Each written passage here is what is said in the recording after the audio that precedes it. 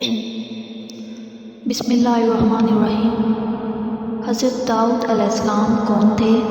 حضرت داؤد کی امت بندر کیوں بنی؟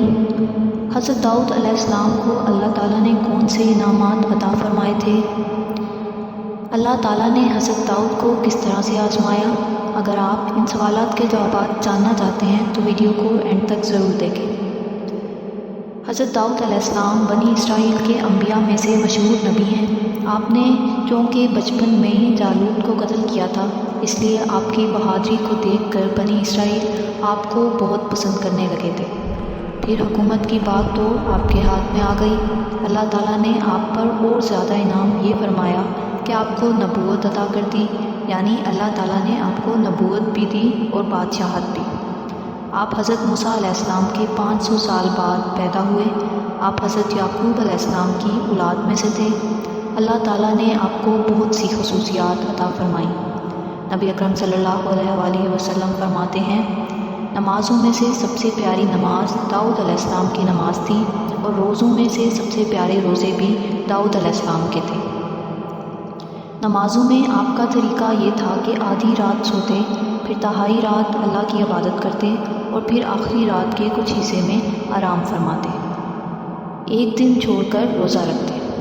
اس طرح آپ صلی اللہ علیہ وآلہ وسلم فرماتے ہیں، داؤد علیہ السلام اپنے اہل خانہ کو جگا دیتے اور فرماتے، اے آل داؤد، اٹھو اور نماز پڑھو، کیونکہ یہ وقت بہت مقبول ہے کہ اس میں اللہ تعالیٰ اپنی طرف رجوع ہونے والوں کی دعا قبول فرماتے ہیں، سوائے جادوگر اور ظلم سے عشر و وصول کرنے والے شخص کے۔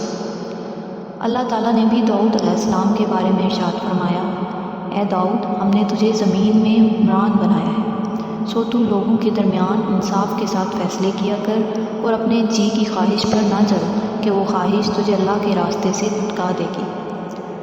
آپ کی سلطنت کا علاقہ شام، عراق، فلسطین، شرق اردن اور خلیج عقبہ سے لے کر فرات تک تھا۔ آپ ایک دن اللہ کی عبادت کرتے اور ایک دن دربار میں بیٹھتے، مقدمات کے فیصلے کرتے اور ایک دن اپنے اہل و عیال کے ساتھ گزارتے، مطلب یہ کہ اللہ کے حقوق اور بندوں کے حقوق کا برابر خیال رکھتے تھے۔ موسیٰ علیہ السلام پر اللہ تعالیٰ نے تورات نازل فرمائی تھی، حضرت داؤد علیہ السلام پر زبور نازل فرمائی۔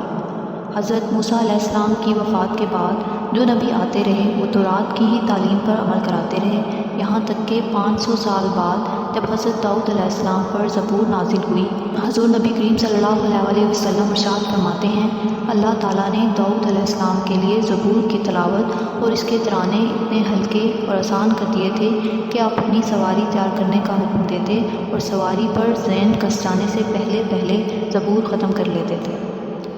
یہ بھی آپ کا ایک معجزہ تھا۔ زبور میں اللہ کی حمد و ثنا تھی اور انسانوں کی بندگی کے متعلق مضامین تھے۔ اللہ تعالیٰ نے زبور میں یہ بھی لکھا تھا، اور بے شک ہم نے زبور میں نصیحت کے بعد یہ لکھ دیا تھا کہ زمین کے وارث میرے بندے ہوں گے۔ اس آیت میں دراصل مسلمانوں کے عروج کی بشارت دی گئی ہے۔ خلفائے راشدین کے دور میں یہ بشارت پوری ہوئی۔ آج کے مسلمان بھی اگر خلفائے راشدین کی طرح اللہ کی کتاب اور رسول کریم صلی اللہ علیہ وآلہ وسلم کی سنت کو اپنا لیں تو اپنا کھویا ہوا مقام پھر سے حاصل کر سکتے ہیں۔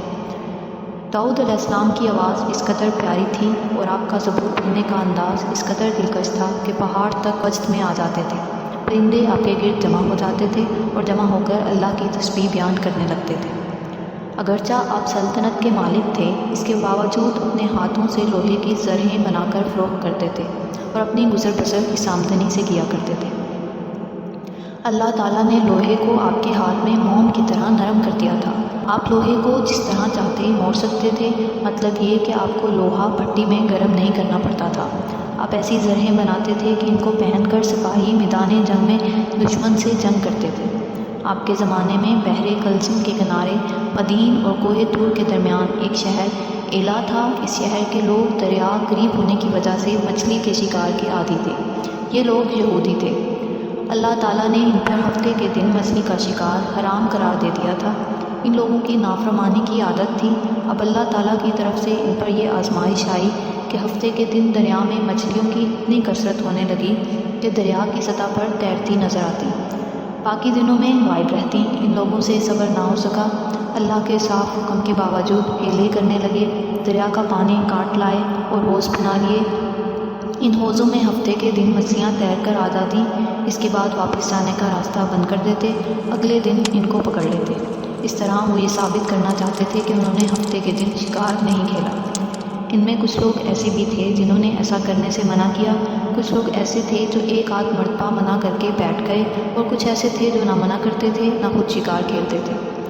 جو منع کرنے والے تھے انہوں نے شکار کھیلنے والوں سے ملنا جلنا چھوڑ دیا، ان سے الگ رہنے لگے۔ ایک دن انہوں نے ان کی آوازیں نہ سنی تو ان لوگوں کو دیکھنے کے لیے رکے۔ انہوں نے دیکھا کہ اب ہر گھر میں انسانوں کی بجائے بندر تھے۔ ان کے اس جرم پر اللہ تعالیٰ نے انہیں بندر بنا دیا تھا۔ جب یہ لوگ ان بندروں کے پاس پہنچے تو اپنے سر ان کے پیروں پر رکھ کر رونے لگے اور 3 دن میں مر گئے۔ داؤد علیہ السلام نے ایک روز اللہ تعالیٰ سے دعا کی، اے پروردگار، دن اور رات میں ایک گھڑی بھی ایسی نہیں گزرتی کہ میں یا میری آل میں سے کوئی شخص تیری عبادت میں مغشول نہ ہو۔ اللہ تعالیٰ کو اپنے پیغمبر کا یہ فقریہ انداز پسند نہ آیا، چنانچہ اللہ تعالیٰ کی طرف سے وحی آئی، اے داؤد، یہ جو کچھ بھی ہے صرف ہماری رعایت ہے اور ہمارے فضل و کرم کی وجہ سے ہے، ورنہ تم میں اور تمہاری اولاد میں یہ قدرت کہاں کہ وہ اس نظم پر قائم رہ سکیں، اور اب جب کہ تم نے دعویٰ کیا ہے تو میں تمہیں آزمائش میں ڈالوں گا۔ حضرت داؤد علیہ السلام یہ سن کر عرض کیا، اے پروردگار، جب ایسا ہو تو مجھے پہلے سے اطلاع دے دی جائے۔ آزمائش کے اس معاملے میں داؤد علیہ السلام کی یہ دعا قبول نہیں کی گئی۔ پھر ایسا ہوا، ایک دن آپ معمول کے مطابق عبادت میں مشغول تھے کہ 2 آدمی دیوار پھاند کر اچانک اندر آ گئے۔ اس سے آپ کی عبادت میں خلل پڑ گیا۔ اس قدر انتظامات کے باوجود ان دونوں کے اندر گھس آنے پر آپ گھبرا گئے، کیونکہ دروازوں پر پہرے دار موجود تھے اور دیواریں بہت اونچی تھیں۔ ادھر وہ دونوں کہنے لگے، آپ ڈرے نہیں، ہمارے درمیان ایک جھگڑا ہے، ہم اس کا فیصلہ آپ سے کرانا چاہتے ہیں۔ ہم میں سے ایک نے دوسرے کے ساتھ زیادتی کی ہے، سو آپ ہم سے انصاف کریں، ہمیں سیدھی راہ دکھائیں۔ یہ شخص میرا بھائی ہے، اس کے پاس 99 دمبیاں ہیں اور میرے پاس صرف 1 دمبی ہے، سو یہ کہتا ہے کہ میں اپنی 1 دمبی بھی اسے دے دوں تاکہ اس کی 100 پوری ہو جائیں۔ یہ طاقت میں بھی مجھ سے زیادہ ہے، بات کرنے میں بھی مجھ سے تیز ہے، اور لوگ بھی اس کی ہاں میں ہاں ملاتے ہیں، اور اس میرا حق چھیننے کے لیے زبردستی کی باتیں کرتا ہے۔ جو کہ آپ نبی تھے، اس لیے آپ کو فوراً اپنی غلطی کا احساس ہو گیا۔ آپ سمجھ گئے کہ اللہ تعالیٰ نے انہیں آزمایا ہے، سو وہ یہ سمجھتے ہی اپنے رب سے معافی طلب کرنے لگے اور سجدے میں گر پڑے۔ اللہ تعالیٰ نے آپ کو معاف کر دیا۔ یعنی اس واقعے میں آپ کو یہ احساس ہوا تھا کہ ان 2 آدمیوں کا دیوار پھاند کر اندر آنا، میری تنہائی کی عبادت میں خلل ڈالنا، یہ قدرت کی طرف سے امتحان تھا۔ آپ نے تقریباً 35 سال تک حکومت کی۔ آپ سے پہلے کبھی کسی نے ایسی حکومت نہیں کی۔ آپ نے 100 سال کے قریب عمر پائی۔ آپ کی وفات کا وقت قریب آیا تو آپ نے اس وقت بھی اللہ تعالیٰ کی عبادت کی۔ پرندے آپ کے گرد جمع تھے۔ اچانک موت کا وقت آ پہنچا، آپ کو بیت المقدس میں دفن